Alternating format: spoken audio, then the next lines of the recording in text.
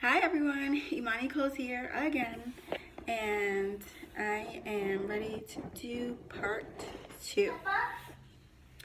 I'm not picking you up, so you gotta play with your bike or whatever you want to play with.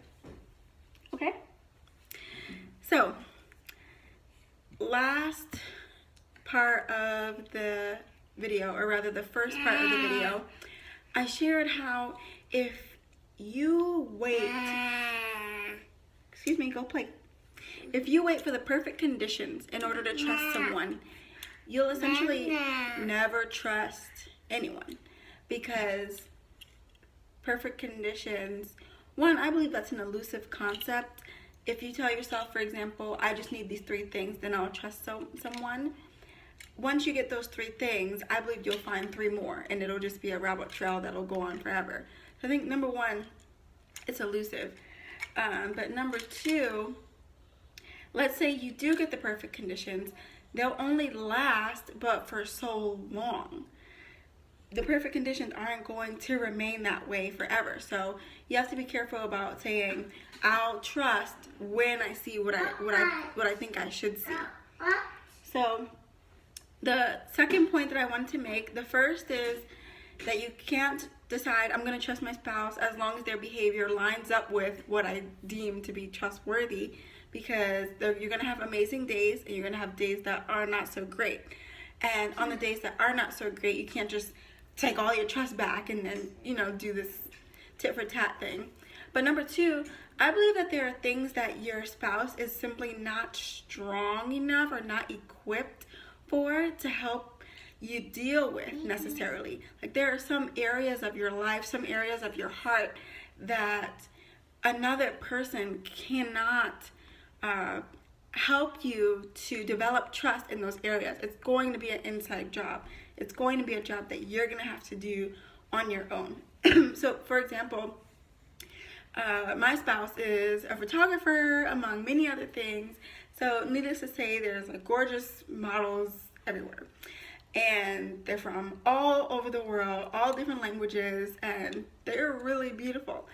Now, if I had in my heart that, I can't compare, and that, maybe he wants that, or maybe he'll eventually want that if he hangs around them long enough, for example, there would be nothing that he could do or say that would deter me from that mindset. It wouldn't matter if he said, honey, I come home to you every single night, or I'm not interested in them, I married you, so obviously I'm interested in you, and so on. It kind of, if I had that seed in my heart, if I had that belief in my mind, there'd be nothing that he could say that could sway me otherwise.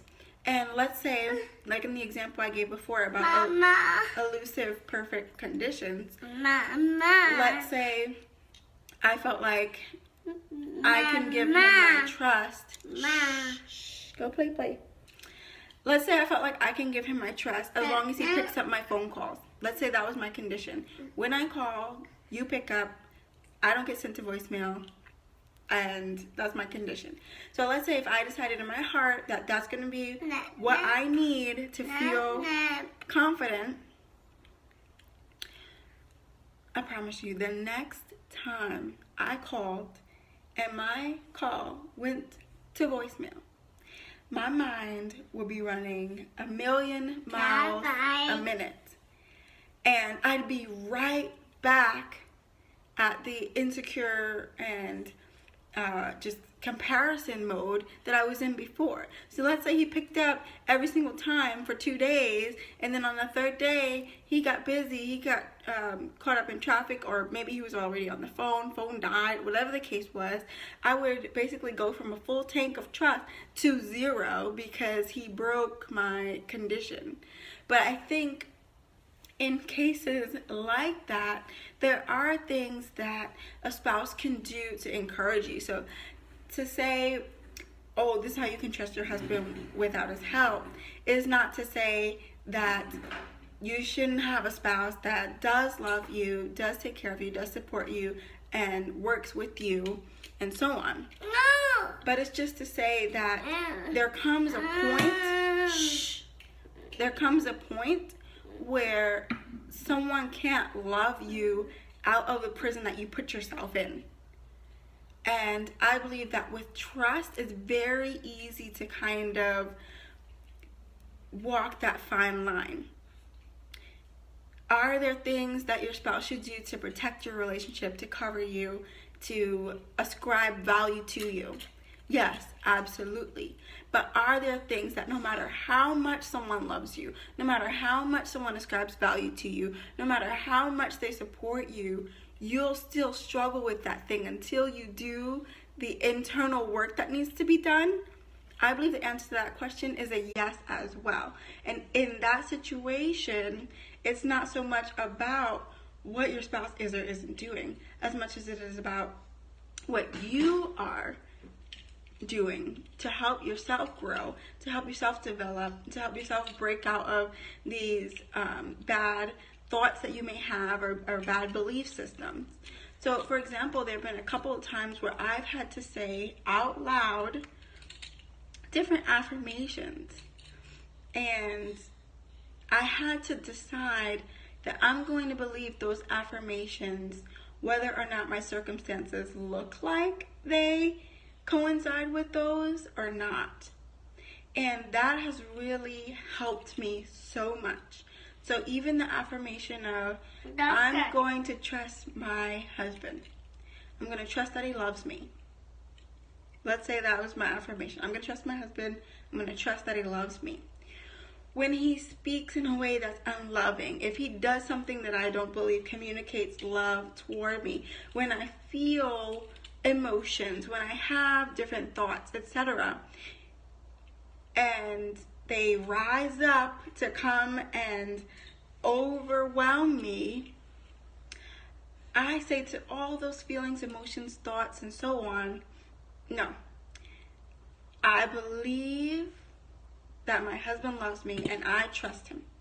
And I stop the buck there. I don't entertain thoughts. I don't check his phone. I have access to everything that he does, and I don't abuse that privilege by trying to feed my insecurities and worries and things like that. So it's definitely important to have some level of self-control,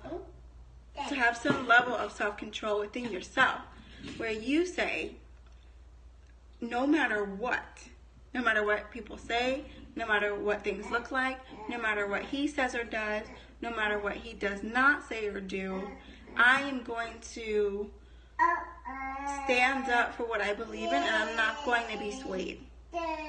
So I believe, long story short, the way to trust your husband without his help is to decide that you will not be swayed. You will not be swayed because you made this decision, and you will stick to it no matter what happens. I believe that one way to do that is to just be mindful of the information that you're consuming. Are you talking to bitter people? Are you talking to bitter single people? Are you talking to bitter newly single people where all they want to talk about is what so-and-so did that's wrong? Are those things kind of pouring seeds into your heart, sowing seeds into your heart? So then when you get home to your own marriage, he says something that sounds oddly enough like what Gerald said, and now you're like, wait a minute, hold on, something ain't adding up. You're feeling like your spouse is doing what so-and-so was doing because you just heard the story. So another thing is, be mindful of the explore page on social media. Don't get your expectations and your relationship advice from there. Get it from people who have a relationship that you want. Someone who's been married 50, 60 years. Okay, Bobby, mommy's coming. Someone who's been married 50, 60 years, who has a marriage that you want. Get your advice, get your counsel from there. And also, we have to manage our expectations.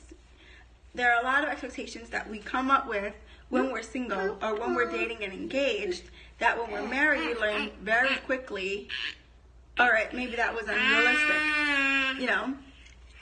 So it's important to be flexible and be careful to manage our expectations, to continually evaluate them and say, all right, is this something I always wanted since I was 10 years old? Number one, like, where did this expectation come from? Number two, if this expectation isn't met, does that mean I have a bad marriage? Does that mean I have a bad spouse or a less than satisfactory spouse? Or does it simply mean that it was an uneducated expectation that I got from a J-Lo movie one time, and I said, that's what I'm gonna have, and now I can't let go of it because it's been ingrained in me for 15, 20 years. You know, so it's important to do that process of evaluation. Alright, so I've got to go get on mama duty, but I thank you all so much for tuning in. I hope that this has been helpful. Feel free to share comments, questions, etc. And I look forward to chatting with you all soon. Thank you. Bye-bye.